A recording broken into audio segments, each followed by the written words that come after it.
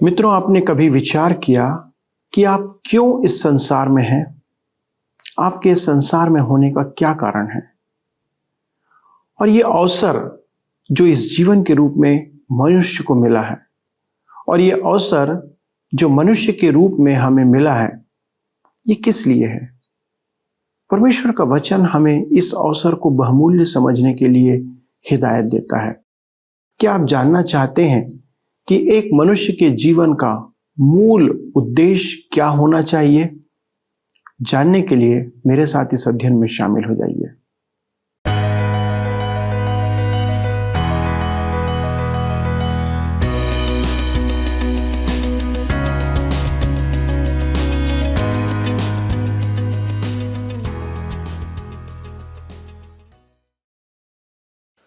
प्रिय मित्रों, आप सभी को नमस्कार। आशा है आप कुशल से हैं और परमेश्वर के वचनों को ग्रहण करने के लिए फिर से तैयार बैठे हैं। यह सत्यवचन बाइबल अध्ययन कार्यक्रम है जिसमें हम बाइबल की प्रत्येक पुस्तक का गहन अध्ययन करते हैं और मैं आपका इस कार्यक्रम में स्वागत करता हूं। दोस्तों, आज हम कुलुस्सियों की पत्री के अंतिम भाग का अध्ययन करेंगे। चौथे अध्याय के दूसरे पद में लिखा है, प्रार्थना में लगे रहो और धन्यवाद के साथ परमेश्वर में जागृत रहो। दोस्तों, हमने प्रार्थना के ऊपर अनेक प्रचार सुने और देखे होंगे और बहुत कुछ जानते भी हैं, पर जब वचन हमें कहता है कि प्रार्थना में लगे रहो, तब वह हमसे अपेक्षा करता है कि हम सदा प्रार्थना के भाव में जीवन जिए। मसीही जीवन में प्रार्थना एक महत्वपूर्ण माध्यम है जिसके द्वारा हम परमेश्वर के सामने समर्पण करते हैं। हमारा प्रार्थना का जीवन प्रकट करता है कि हम अपने जीवन की सभी बातों में परमेश्वर पर भरोसा करते हैं और अपने आप पर कितना भरोसा रखते हैं। यदि हम परमेश्वर पर भरोसा और विश्वास रखते हैं तो हम सभी बातों में उस पर निर्भर करेंगे और उससे प्रार्थना करते रहेंगे। यह हमारे जीवन का आधार और मूल है। इसलिए आइए इसी प्रार्थना के भाव के साथ हम कुलुस्सियों की पत्री के इस अध्ययन के अंतिम भाग को आरंभ करते हैं। मित्रों, पिछले अध्ययन में हम कुलुस्सियों की पत्री 4 अध्याय उसके 1 पद का अध्ययन किए थे और हमने इस बात को देखा, स्वामी अपने सेवकों के साथ उचित व्यवहार करे। अब हम अगले कुछ पद मसीही आचरण के कुछ और क्षेत्र को देखेंगे। ये महत्वपूर्ण बातें हैं: प्रार्थना, सार्वजनिक व्यवहार और हमारे वचन। कुलुस्सियों की पत्री 4 अध्याय के 2 पद में लिखा है, प्रार्थना में लगे रहो और धन्यवाद के साथ उसमें जागृत रहो। प्रार्थना करना और जागृत रहना साथ साथ चलते हैं। ये अत्यधिक महत्वपूर्ण है। इससे हमें नेहम्याह के अनुभव का स्मरण होता है। जब बैरी उसके निर्माण कार्य में बाधा डाल रहे थे तो उसने काम छोड़कर परमेश्वर के सामने रोना आरंभ नहीं कर दिया कि वह अब कुछ नहीं कर पाएगा। उसने यह भी नहीं कहा कि हम इसे प्रार्थना विषय बनाएं। जी नहीं। नेहम्याह ने कहा 4 अध्याय उसके 9 पद में, परंतु हम लोगों ने अपने परमेश्वर से प्रार्थना की और उनके डर के मारे उनके विरुद्ध दिन रात के पहरुए ठहरा दिए। पौलुस यही कहता है कि प्रार्थना करो और जागृत रहो। एक वृद्ध पास्टर कहा करते थे, जब किसान फसल के लिए प्रार्थना करता है तो उसे हाथ में फावड़ा लेकर आमीन कहना चाहिए। अर्थात जब आप किसी बात के लिए प्रार्थना करते हैं तो उस कार्य में सक्रिय हो जाएं। हम प्रार्थना के बारे में बहुत व्यर्थ के विचार सुनते हैं। मुझे एक पास्टर का पत्र प्राप्त हुआ जिसमें लिखा था, उन्हें पता चला कि मैं बीमार हूं और मुझे अस्पताल में जाने की आवश्यकता है। मैं घर आया और आपके समान निर्णय लिया कि मैं प्रभु पर विश्वास रखूंगा। मैंने तुरंत ही उन्हें पत्र लिखा, प्रिय भाई, मैंने निश्चय ही प्रभु में भरोसा रखा है। परंतु बस वहीं नहीं रुका। मैं यहाँ के सबसे अच्छे विशेषज्ञ के पास गया। उन्होंने अध्ययन करके विज्ञान का सबसे उत्तम कदम उठाना चाहा। मेरे प्रिय भाई, यदि आप बुद्धिमान विश्वासी हैं तो तुरंत अस्पताल लौटें और उनकी समझ में जो सर्वोत्तम है उन्हें करने दें। चाहे वह ऑपरेशन की ही नौबत क्यों ना हो। आप प्रभु पर भरोसा रखें, वह आपको सुरक्षित रखेगा। मैंने तो ऐसा ही किया था। जागृत रहकर प्रार्थना करें, काम करें, यही व्यवहारिकता है। तब कहता है धन्यवाद के साथ। विश्वास रखें और परमेश्वर को धन्यवाद दें। वह आपकी प्रार्थना का उत्तर अवश्य देगा। हो सकता है कि उत्तर वह न हो जिसकी आप आशा कर रहे हो, परंतु वह उत्तर अवश्य देगा। यहां सांस लेने के समान है। सांस लेते समय प्रार्थना, सांस छोड़ते समय धन्यवाद। हम कुलुस्सियों के पत्र 4 अध्याय उसके 3 और 4 पद में आगे पढ़ते हैं। और इसके साथ ही साथ हमारे लिए भी प्रार्थना करते रहो कि परमेश्वर हमारे लिए वचन सुनाने का ऐसा द्वार खोल दे कि हम मसीह के उस भेद का वर्णन कर सकें जिसके कारण मैं कैद में हूं, और उसे ऐसा प्रकट करूं जैसा मुझे करना उचित है। कहता है साथ ही साथ हमारे लिए भी प्रार्थना करते रहो। पौलुस कहता है हमारे लिए प्रार्थना करना ना भूलें। आप पौलुस के लिए तो अब प्रार्थना नहीं कर सकते, परंतु अपने पास्टर के लिए तो अवश्य प्रार्थना कर सकते हैं। आप अन्य प्रचारकों के लिए भी प्रार्थना कर सकते हैं।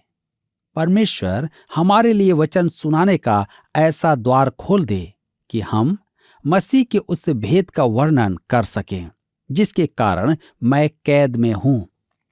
उस समय पौलुस कैद में था और वह चाहता था कि वह सुसमाचार प्रचार करने के लिए मुक्त कर दिया जाए। मैं अपने सेवा के प्रत्येक पक्ष को द्वार मानता हूं और परमेश्वर से प्रार्थना करता हूं कि वह द्वार खुले रखे। उसने प्रतिज्ञा की है कि वह द्वार खोलेगा।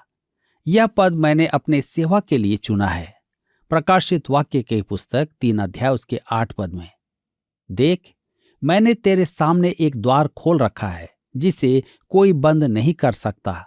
तेरी सामर्थ्य थोड़ी सी तो है और तूने मेरे वचन का पालन किया है और मेरे नाम का इनकार नहीं किया।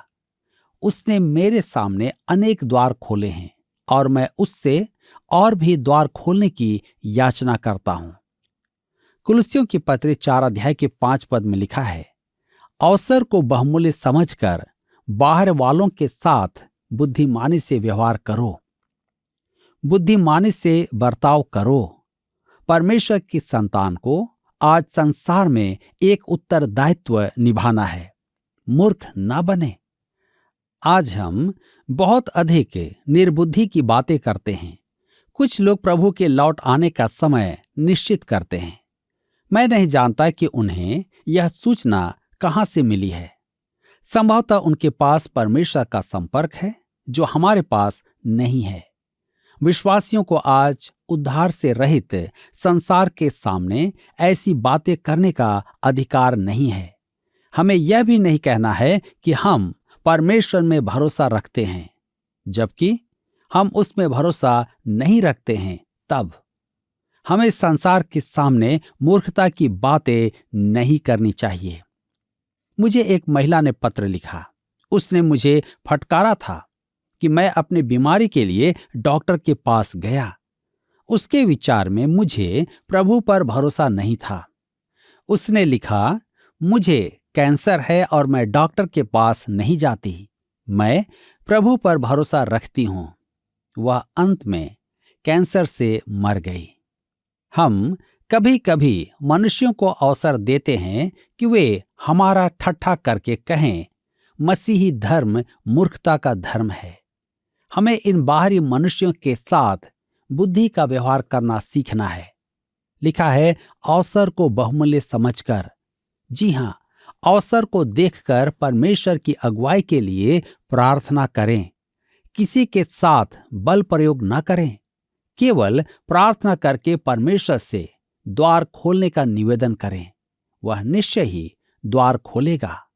काश मैं आपको बता पाता कि मेरे जीवन में वरन अन्यों के जीवन में भी कितनी बार ऐसा हुआ है।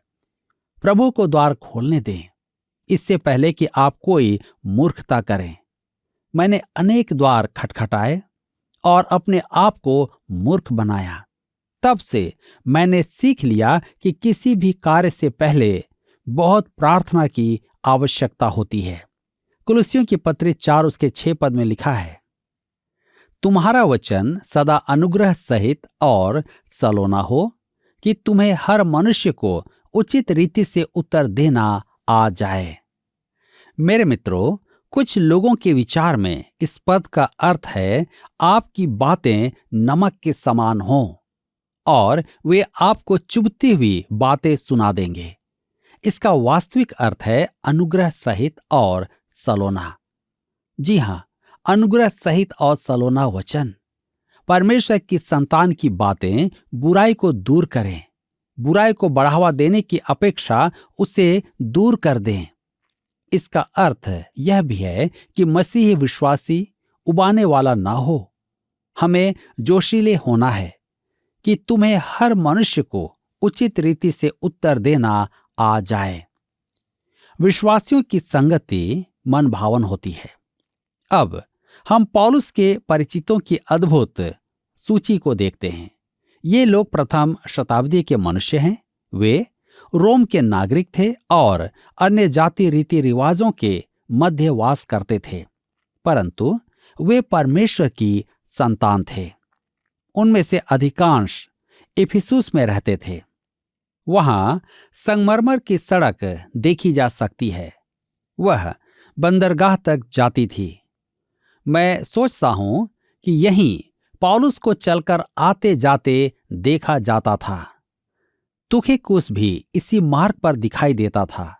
ओनेसिमुस, अरिस्तर्खुस, इपफ्रास यहां चलते फिरते थे। वे सब विश्वासी थे, पहली शताब्दी के परमेश्वर के जन। रोचक बात तो यह है कि पौलुस न तो कभी रोम गया था और न ही कभी कुलुस्से नगर गया था, परंतु वह फिर भी विश्वासियों की सूची देता है जो इन दो नगरों के निवासी थे। इससे स्पष्ट होता है कि पौलुस अनेक लोगों को मसीह की शरण में लाया था और वे उन स्थानों में लौट गए जहां पौलुस स्वयं नहीं गया था। उसकी सेवा अति महान और विस्तृत थी। कुलुस्सियों के पत्र 4 अध्याय उसके 7 और 8 पद में लिखा है, प्रिय भाई और विश्वास योग्य सेवक तुखिकुस, जो प्रभु में मेरा सहकर्मी है, मेरी सब बातें तुम्हें बता देगा। उसे मैंने इसलिए तुम्हारे पास भेजा है कि तुम्हें हमारी दशा मालूम हो जाए और वह तुम्हारे हृदयों को शांति दे। तुखिकुस इफिसुस की कलीसिया का पास्टर था। इफिसियों की पत्री 6 अध्याय उसके 21 पद, प्रेरितों के काम 20 उसके 4 पद, दूसरा तीमुथियुस 4 उसके 12 पद। वह प्रभु में एक अति उत्तम भाई था। तब हम कुलुस्सियों 4 उसके 9 पद में पढ़ते हैं, उसके साथ मैंने ओनेसिमुस को भी भेजा है, जो विश्वास योग्य और प्रिय भाई और तुम ही में से है। ये तुम्हें यहाँ की सारी बातें बता देंगे। ओनेसिमुस कुलुस्से नगर के निवासी फिलेमोन का दास था। वह वहां से भाग गया था, परंतु पौलुस के द्वारा उसने प्रभु यीशु को ग्रहण किया था। अब पौलुस ने उसे उसके स्वामी के पास पुनः भेज दिया था। पौलुस ने फिलेमोन को लिखा कि ओनेसिमुस उसका प्रिय भाई है। उससे आप देख सकते हैं कि मसीह में हमारा संबंध नया रूप ले लेता है। स्वामी और दास अब मसीह में भाई हैं। कुलुस्सियों की पत्री 4 उसके 10 पद में लिखा है, अरिस्तर्खुस जो मेरे साथ कैदी है और मरकुस जो बरनबास का भाई लगता है, जिसके विषय में तुमने आज्ञा पाई थी कि यदि वह तुम्हारे पास आए तो उससे अच्छी तरह व्यवहार करना। अरिस्तर्खुस पौलुस के साथ बंदी गृह में था। वह पौलुस का मित्र था। मरकुस, यूहन्ना मरकुस बरनबास का भांजा और मरकुस रचित सुसमाचार का लेखक है। आपको स्मरण होगा कि मरकुस पौलुस की प्रथम प्रचार यात्रा में आधे रास्ते से लौट आया था, जिसके कारण पौलुस उसे अपनी दूसरी यात्रा अर्थात प्रचार यात्रा पर साथ नहीं ले गया था। यहां पौलुस से चूक हुई थी और इसे पौलुस ने माना। मरकुस अब बदल गया था। पौलुस कुलुस्से की कलीसिया से कहता है, उससे अच्छी तरह से व्यवहार करना।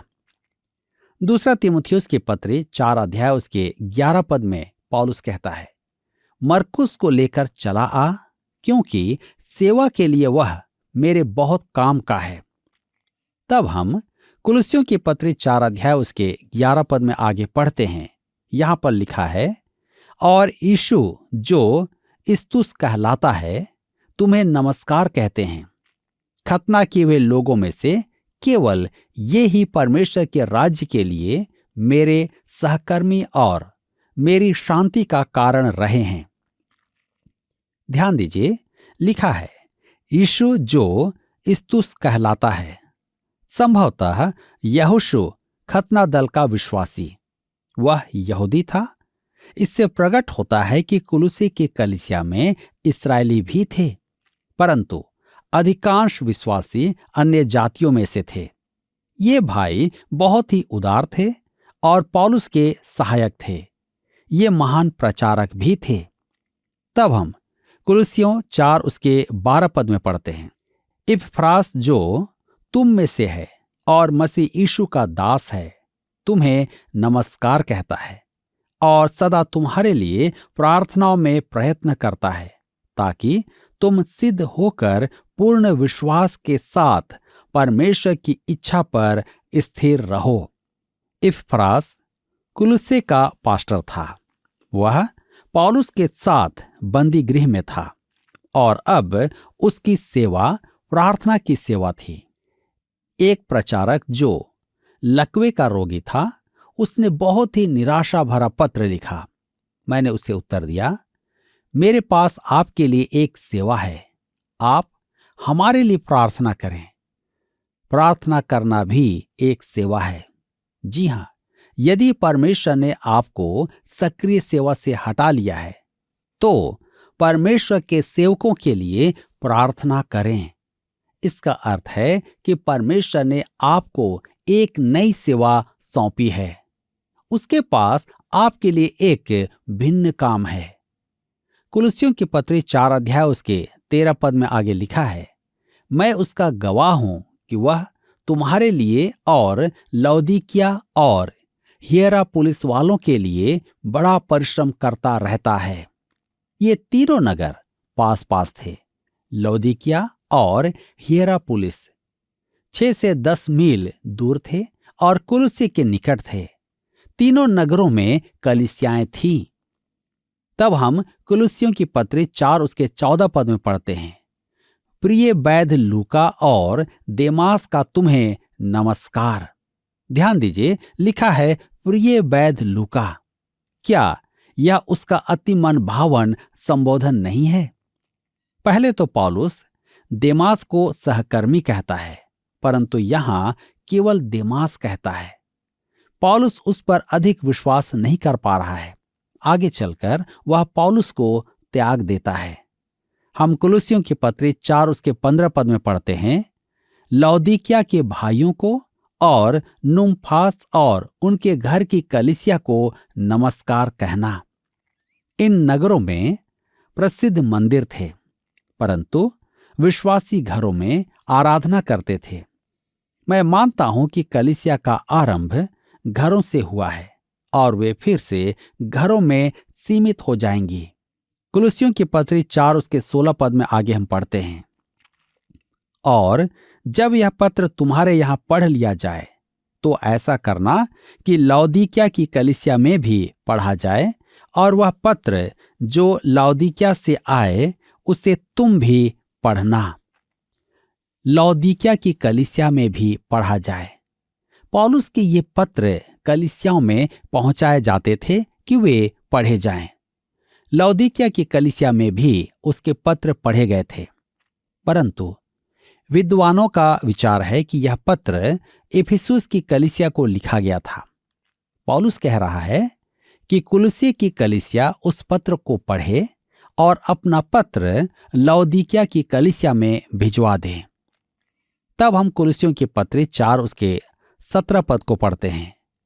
फिर अर्खिप्पुस से कहना कि जो सेवा प्रभु में तुझे सौंपी गई है उसे सावधानी के साथ पूरी करना। यहां पर नाम लिखा है अर्खिप्पुस। हम इस विश्वासी के बारे में अधिक नहीं जानते हैं। उसके पास वरदान हैं और पौलुस उसे प्रोत्साहित करता है कि वह उसका सदुपयोग करे। कुलुस्सियों की पत्री 4 के 18 में लिखा है, मुझ पौलुस का अपने हाथ से लिखा हुआ नमस्कार। मेरी जंजीरों को स्मरण रखना, तुम पर अनुग्रह होता रहे, आमीन। पौलुस अपने पत्र लिखवाता था, परंतु गलातिया की कलीसियाओं को उसने अपने हाथ से पत्र लिखा था। यहां वह पत्र पर हस्ताक्षर करता है। पौलुस एक बार फिर कहता है, मेरी जंजीरों को स्मरण रखना, अर्थात मेरे लिए प्रार्थना करना, तुम पर अनुग्रह होता रहे, आमीन। क्या यह एक महान पत्र नहीं है? पौलुस ने उस कलीसिया को यह पत्र लिखा जहां वह कभी नहीं गया था, परंतु पौलुस वहां के अनेक विश्वासियों को जानता था, क्योंकि वे पौलुस के द्वारा ही मसीह की शरण में आए थे। मेरे प्रिय मित्रों, आज हम पौलुस की इस पत्री का अध्ययन कर रहे हैं और निश्चय ही हम सब के लिए भी आवश्यक है कि हम अपने उन प्रियों को स्मरण करें और उनके लिए प्रार्थना करें, ताकि हम सब भी परमेश्वर के वचन के द्वारा अपने जीवन में आशीष पा सकें। परमेश्वर आज के इस अध्ययन के द्वारा, आज के इस वचन के द्वारा आप सबको बहुतायत से आशीष दे और आप सबकी सहायता करें। प्रिय दोस्तों, आज हमने प्रार्थना के साथ एक और महत्वपूर्ण बात को जाना कि अवसर को बहुमूल्य समझो तथा तुम्हारा वचन अर्थात बोलना अनुग्रह सहित सलोना हो। दोस्तों, क्या आप जानते हैं कि आपका जीवन आपके लिए एक अवसर है कि आप परमेश्वर के साथ मेल मिलाप कर लें। हमारे जीवन में यह अवसर अनमोल है, क्योंकि इस जीवन के बाद हमें परमेश्वर से मेल करने का और पापों की क्षमा प्राप्त करने का अवसर नहीं मिलेगा। इसलिए लिखा है कि अवसर को बहुमूल्य समझो। शायद आज का वचन सुनना भी आपके लिए एक अवसर है। इस कार्यक्रम में अकस्मात ही आ जाना आपके लिए एक अवसर है। दोस्तों, हम नहीं जानते, पर परमेश्वर हर एक मनुष्य के लिए वचन सुनने का अवसर प्रदान करता है। हर एक मनुष्य को मन फिराने का अवसर प्रदान करता है। इस कारण आज के अवसर को आप बहुमूल्य जानते हुए इस अवसर को हाथ से ना जाने दें। यदि आज परमेश्वर के वचन ने आपके मन और जीवन में कार्य किया है, आपको परमेश्वर के पास आने के लिए आपके हृदय में उत्तेजना उत्पन्न किया है, तो इस अवसर का लाभ उठाएं और वचन को आपके जीवन में कार्य करने दें। अपने मनों को कठोर ना करें, पर इसके विपरीत परमेश्वर के सामने समर्पण करें और आज ही उसके साथ मेल मिलाप कर लें। शायद यह अवसर आपको दोबारा ना मिले, इसलिए इस अवसर को परमेश्वर के वचन के अनुसार बहुमूल्य जानकर उचित निर्णय लें। अगले प्रसारण से हम एक नई पुस्तक का अध्ययन आरंभ करेंगे, पर इस अध्ययन को अपने हृदय में स्थान दें और उस पर मनन करते रहें। आपकी उपस्थिति के लिए धन्यवाद दोस्तों। यह अध्ययन आपको कैसा लगा और आपने कौन सी आशीष प्राप्त की है, यह बताने के लिए कृपया हमें पत्र या फोन या फिर मैसेज का उपयोग करें। आइए परमेश्वर को इन अध्ययनों के लिए धन्यवाद दें और प्रार्थना करें।